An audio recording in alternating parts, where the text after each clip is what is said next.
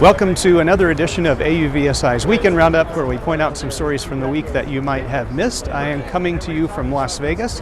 I've been attending CES 2020, and there are tons of self-driving cars and service robots and drones and underwater drones and everything you can think of. So we've got a roundup story looking at some of the technological trends that experts see coming out of this stuff for 2020 and beyond.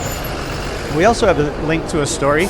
DOT Secretary Elaine Chao announced the fourth iteration of the federal AV 4.0 policy, which kind of is the federal government's sort of regulatory guideline and guidebook for how they want the technology to be developed. It's a light regulatory touch, letting industry kind of take the lead.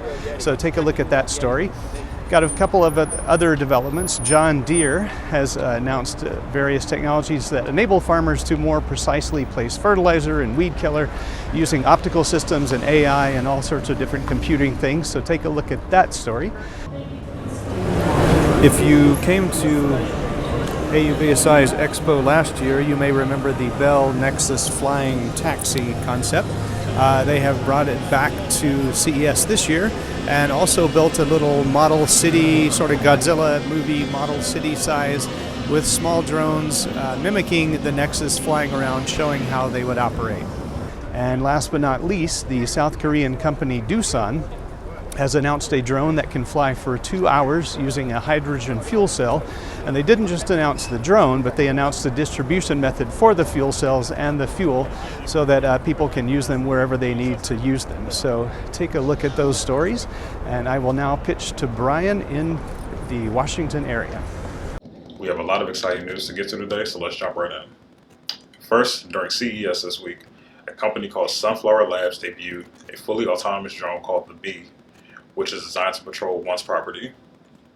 The Bee is part of the Sunflower Home Awareness System, which also includes motion and vibration sensors, known as sunflowers, obviously, that can populate a map to show what's around a property, as well as a charging station called the Hive, again obviously, which is also in charge of crunching all the data gathered by the component parts.